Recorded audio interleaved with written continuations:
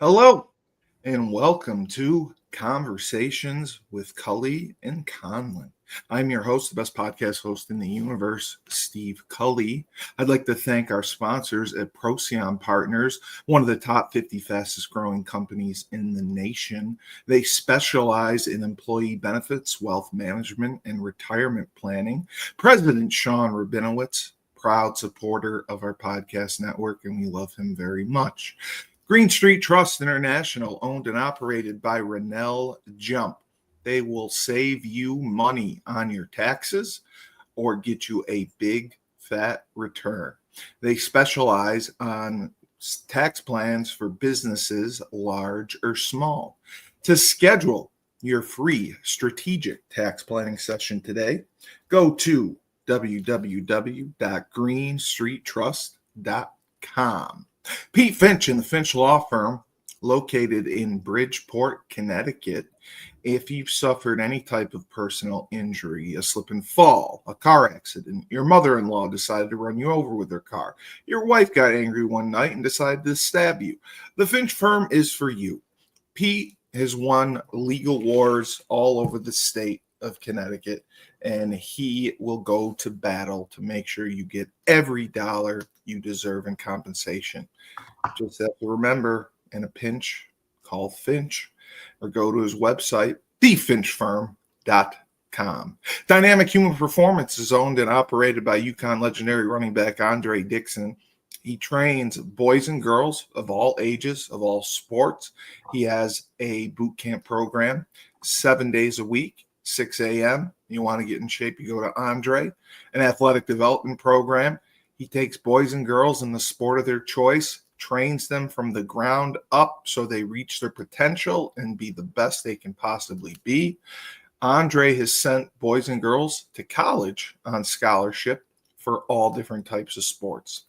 To sign up and work with the best, go to www.dynamichumanperformance.com. Down south, we have Julius Williams and the Trench Mob. Julius and his team train offensive and defensive linemen. They compete in 5v5 tournaments all over the country, and Julius's squad was undefeated this past year. We have the Trench Mob podcast tonight at 8 o'clock, where we feature the best linemen around. Julius also took his crew to college showcase camps, and everyone they attended, a member of the Trench Mob was offered a scholarship. Julius has sent players to Florida, Florida State, Miami, Alabama, Georgia, Tennessee, Clemson, just to name a few. He also has a virtual program. Wherever you are in the country, Julius will be with you every step of the way to show you how to train and teach you technique and drill work. You can then compete in any 5v5 tournaments they attend or college showcase camps. To work with the best, and they're in Decatur, Georgia, battleofthetrenches.com. We also have James Whitfield of Luther James Insurance. For the last 3 years, James has dedicated himself to the art of financial planning. He also specializes in many insurance services, especially life insurance and retirement planning. He provides financial stability for first responders and law enforcement.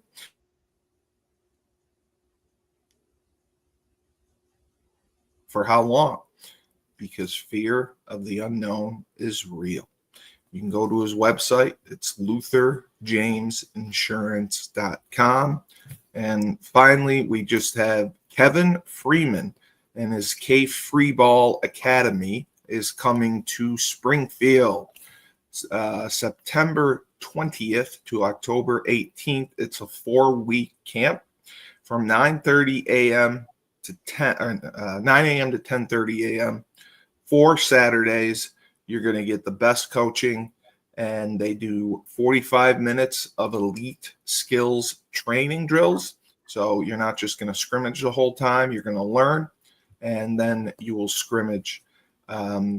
It is an excellent opportunity if you're in the area. It's for kids, boys and girls, grades 3 through 6. And you can register by going to his website. Sorry, you have to email him, kfreeballacademy.com or at gmail.com. kfreeballacademy@gmail.com. Kevin, sorry, I'm getting used to it. And now for the lady of the hour, the UConn legendary player, Western Connecticut State University head coach, Maria Conlon. What's up? So great to see you again. It is. I wanted to tell you that Kevin actually said hi. I had him on the show yesterday, helping to promote his camp, and he okay, Free? How's he doing? He loves your show. He's doing great. He's just busy, swamped because they're back at school. But he wanted me to tell you that he always watches the show and he loves it. Oh, he loves what you're doing. Tell him we'll have to have him on. I'd love to chat with him on some stuff. So yeah. You know what? He would come on. He absolutely would come on. He loves what you're doing for women's sports because there's not a lot out there for people who want to watch coverage on college basketball or the WNBA. And Joe D wanted me to say hi as well. He's joined us for Husky Huddle, and he wanted you to come on as well. He was disappointed you weren't on. And I said, I don't know if I can get Maria to do Husky Huddle, but he loves you. I'm my hair is so on fire. You have to hear this. I have had the craziest last 5 days. So we had our freshman. You're moving, right? Our freshman moved in on Friday of last week. So, I was up there for that. We did they walk through the gates and it's like this big thing, blah, blah, blah. Layla and Lincoln didn't have school Thursday, Friday. So I had them all day, both days, which already is a recipe for exhaustion. Oh. So I wake up, I went to bed super early Friday. I wake up Saturday to take Lincoln to T-ball. And my mom's like, "Where's your car?" I said, "What do you mean, where's my car? It's in the driveway." 4:07 a.m., 6 kids in hoods and masks stole my car. Jimmy rigged my car and stole it out of my driveway. Had my brand new golf clubs in there. I have a lot of stuff that you in your neighborhood? In my driveway. Yeah. You ride scooters in your neighborhood. You have the nicest neighborhood around. It's crazy. I guess they were trying to steal some cars 2 streets over too. My but anyways, God.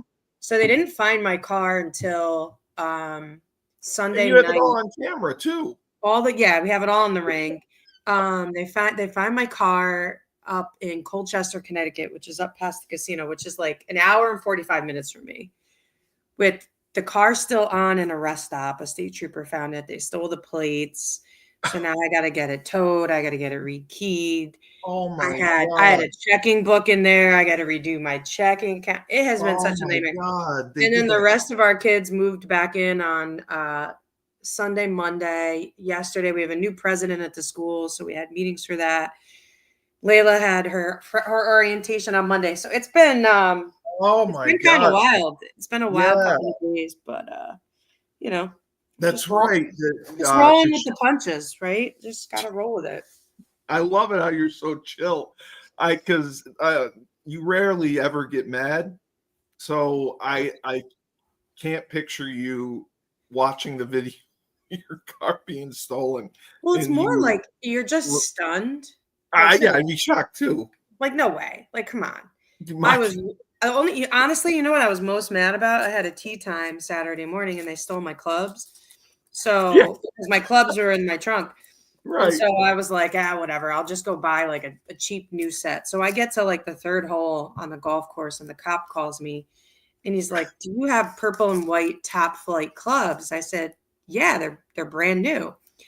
And he goes, "We found them on the side of the road leaving Lordship." And I'm like, so these guys just dumped my brand new clubs, take off with my car. I had my my basketball from my first collegiate win in there. So I don't know what 100% is totally missing yet because I don't have the car back yet. But anyways, so But let's talk some basketball. Let's talk Maria, some you are an basketball, man. angel. You are an angel. You You're an know, angel. what are you gonna do? Exactly. You're right. And your big thing, you always say, control what you can control. And that's it. That's it. That's what you always say. So that's what I try to live by now. The big news coming out was our Alyssa Thomas. She had a triple double, single season record, 7th, and Phoenix secured the playoff spot. They beat the Sparks. So they have been on a roll. They just moved past New York for sole possession of 4th place. New York has really been on kind of a free fall. And, we talked about the Mercury last week and how well they've been playing. Well, what were your thoughts on this? I mean, she broke the record, and now Phoenix is in sole possession of 4th place.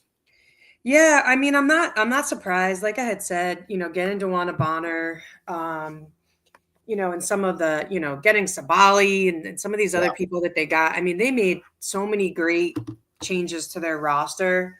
Alyssa Thomas is like a triple double monster, so that doesn't really surprise me either. Right. I'm a little if we were going into the season, I would have picked, I think if we flashed back, I think I picked them 4th or 5th. You did. Yeah. So I was pretty spot on with that one. I think the one that shocks me the most, that really, I guess, shouldn't be that big of a shock because they made some great off-season trades, etc., is Atlanta. Atlanta, yes. They brought Griner in.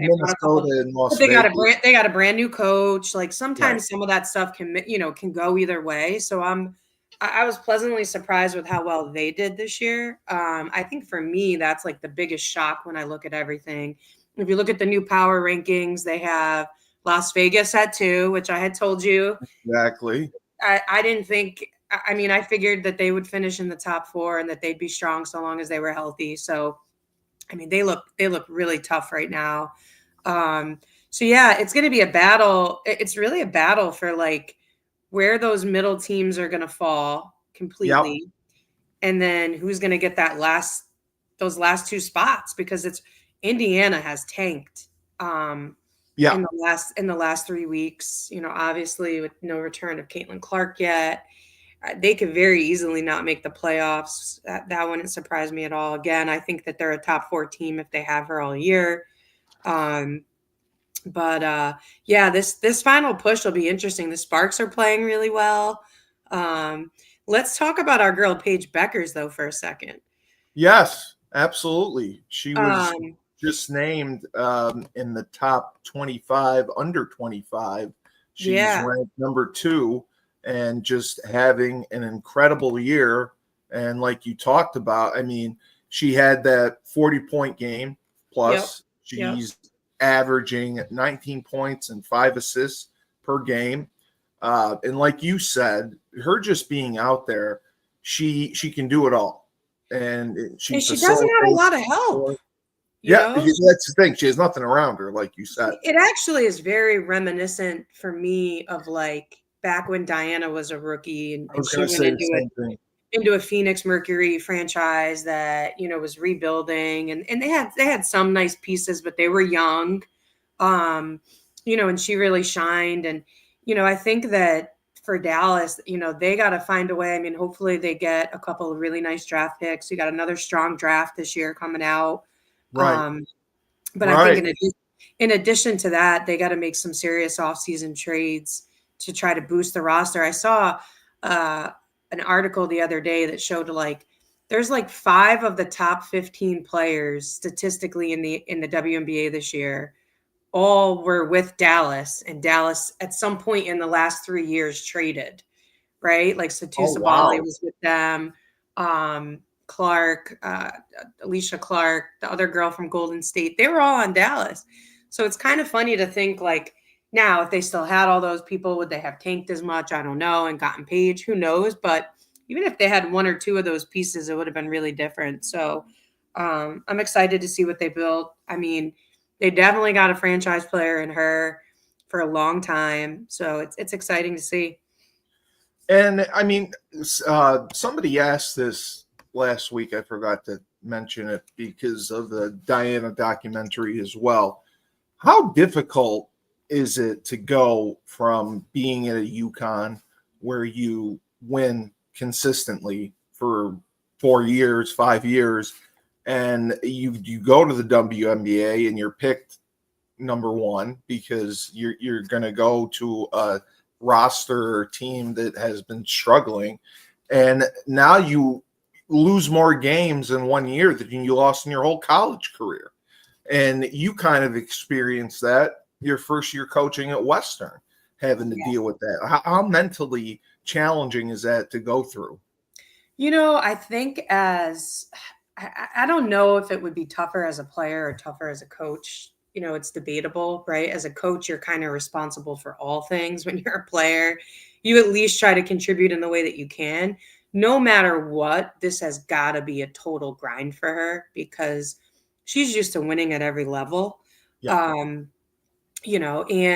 it's not like she's not performing. It's not like she's not playing with good players. I mean, these are all pros, so it's not like we're talking about, kids that can't play. But, and I think for her, what's got to be a little daunting is like, where will the light at the end of the tunnel be? Like, how many years do I have to go through this before we can, Turn it around. get the team to a spot? Because you got a lot of other teams in the league that have a lot of really nice pieces that are still decently young, and have a bunch of years where they can play together. So I think for her, like, patience is going to be key, which is probably something that she doesn't love because any competitor, you want results, you want them now. So she's just going to have to be patient and just roll with the punches. But it'll be interesting to see what they can build in the offseason, if they make any coaching changes, etc. And if they do end up with the first pick, they could end up with AZ. She could be playing with AZ again. She could. I think Dallas, AZ would obviously be a great pick, and to have her play with Paige again would be great. They also need a big. Right. Lauren Betts out of UCLA would be a great. Yes. I think she'll go in the top 3. So you got some good players out there that I think can help them in different ways. But I think they need to trade and get some other stronger veterans in there to kind of support these rookies that they're bringing in, because it's a lot to hold on a rookie's plate year after year. And, we're seeing that a little bit with the Indiana Fever, right? I mean, 100%. they got some young talent. They're battling some injuries with some key players. And, they had a great first year with them last year. And this year it's kind of gone sideways a little bit for them. So it's a lot to ask these young kids to do in their first couple of years in the league. Yeah, you're putting a lot on their back. Yep. And we were going to talk about your team, the Aces. They beat the Chicago Sky for their 11th straight win. So as you said, they are just on fire, and they secured a playoff spot with that win. They're 25-14 with an 11 again in a 36 game season, 11 games in a row. That is so impressive. And Chelsea Gray and Alyssa Smith, they're both playing well.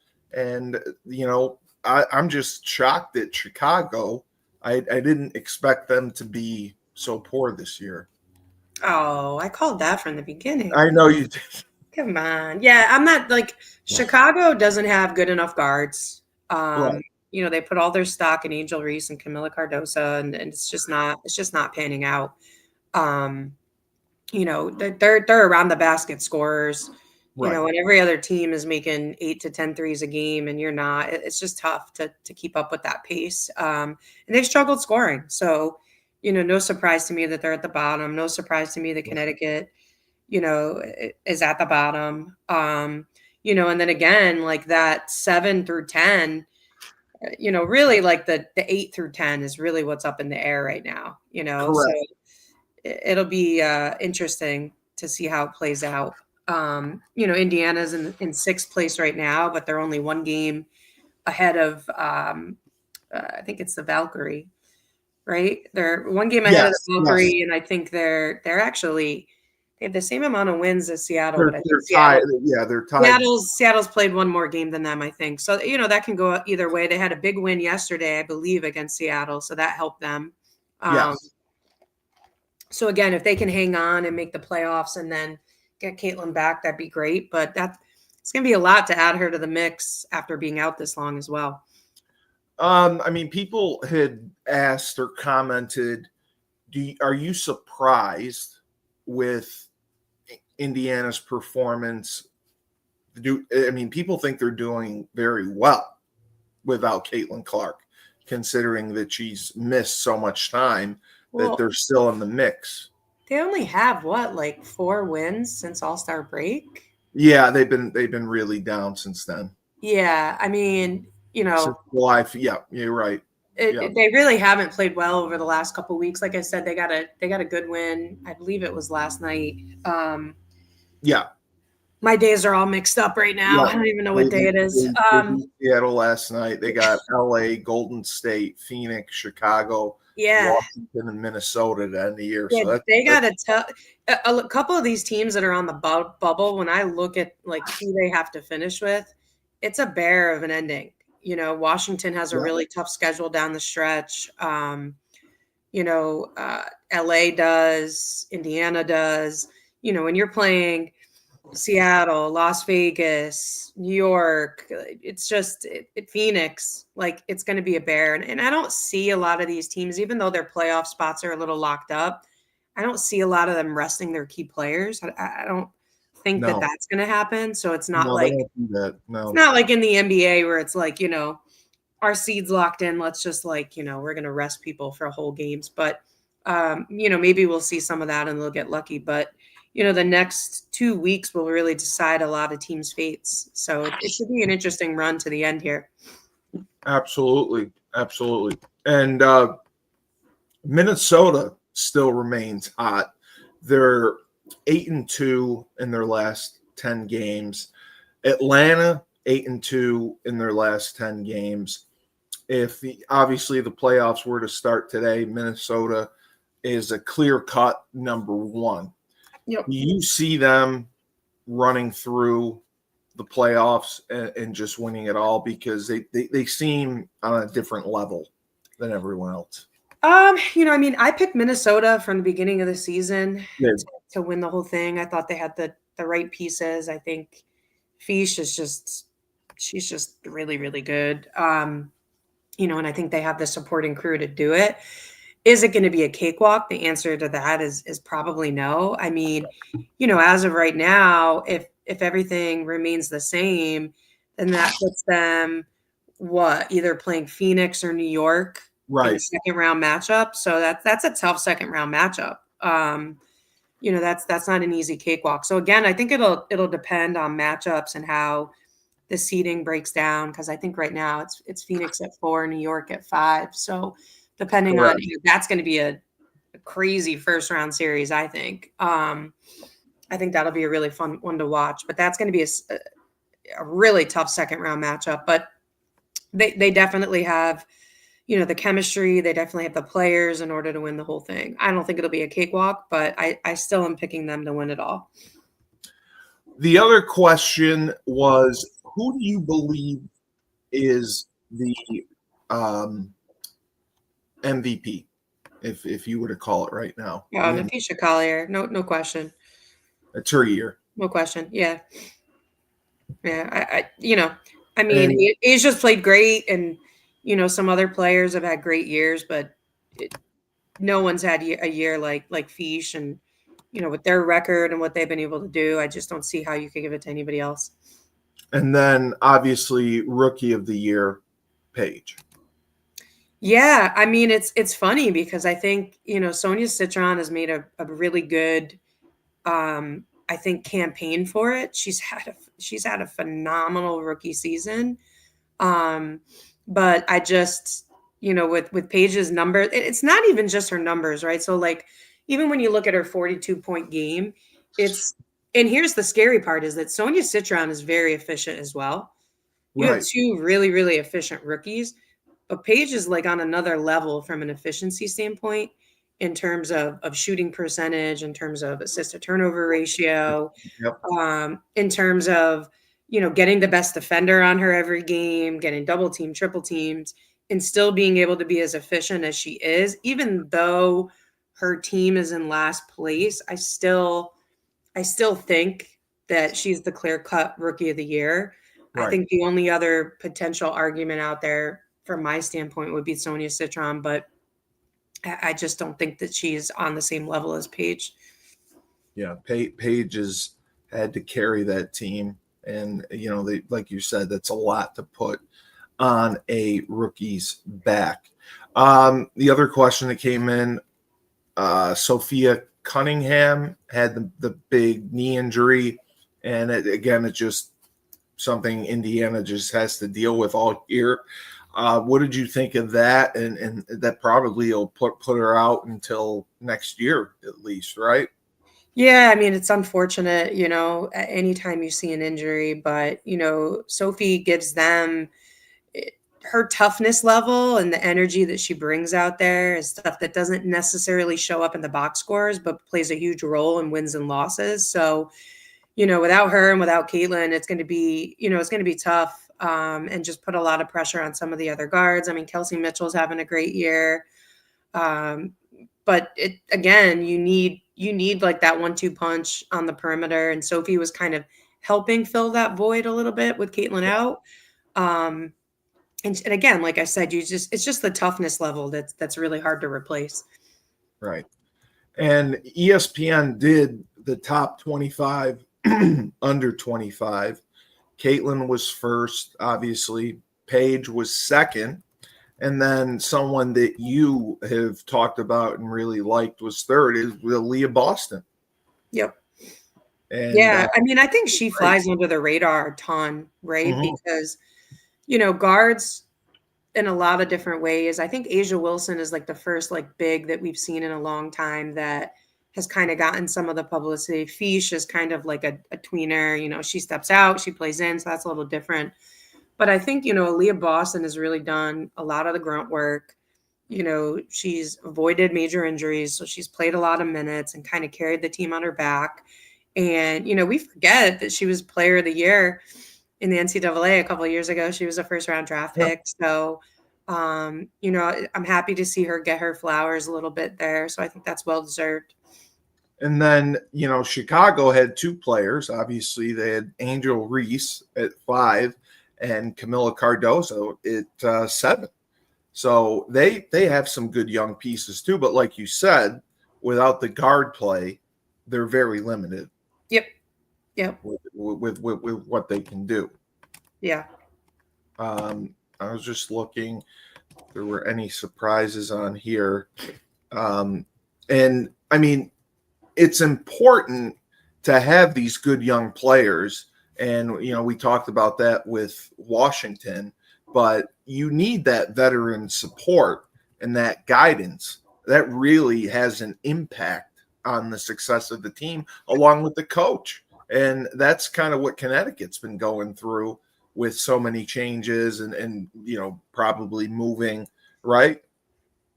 Yeah, I mean, if you look at all the top teams in the league, they all have really strong veteran cores. That's the consistent storyline there. And it says something. I mean, listen, it's a big adjustment for young kids to come into the league and adjust to the physicality, adjust to the speed of the game, adjust to the travel, et cetera, et cetera.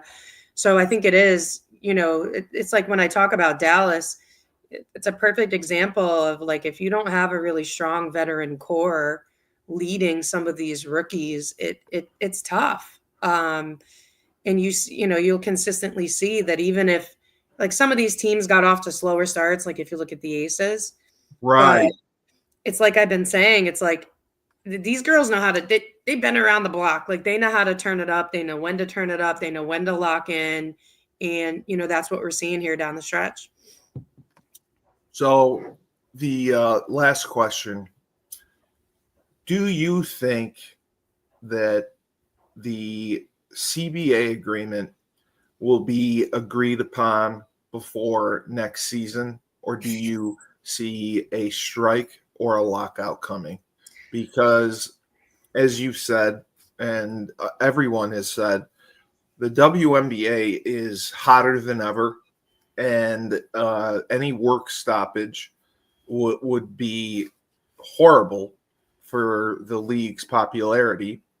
And, the players, I was shocked to see the revenue split as, most like the NBA, the NHL, the NFL, 50-50, 51-49, whatever. The WNBA, I mean, they get 9% of the revenue, and the owners get the rest. And I understand that they have lost money, but that's outrageous. Yeah, I mean, listen, I said a month ago, 2 months ago, that I was hopeful that they would come to an agreement. I think it would be really foolish with the amount of popularity that they have to have a lockout.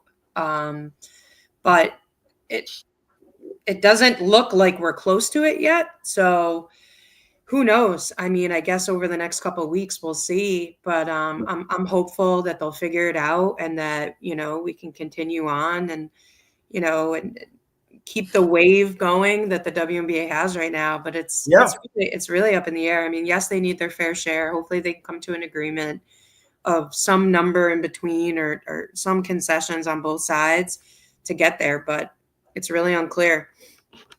Frank wanted me to ask you this because we watched some WNBA games, and I actually, to be honest, I prefer watching the WNBA over the NBA because it honestly is much more team-oriented basketball, and it seems like it's a faster pace, and I enjoy it. And I enjoy that it's more family-oriented as well.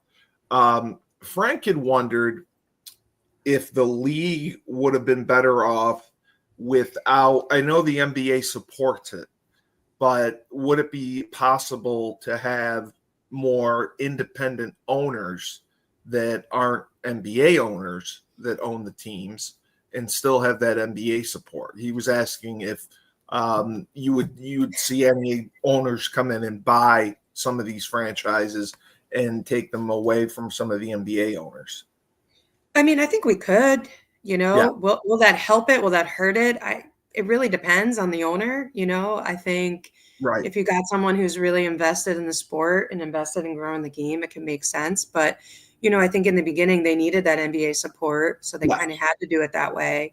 Whether that'll change in the future, I'm not sure. So I guess we'll just see. And if I had to put a gun to your head right now, the last playoff spot, who do you like between Seattle, Indiana, Golden State, LA? Oof. Gosh, who's in 7th right now? Golden State? I believe it is Golden State. Golden State. I would say Seattle. I think Seattle, I mean, they're 3 games ahead of LA. I think Seattle takes that last spot. Okay. All right. Well, I just have to mention Ned Von Young, fresh himself, Fresh Fold Laundry Company down in Chapel Hill, North Carolina. They are a high-end laundry service.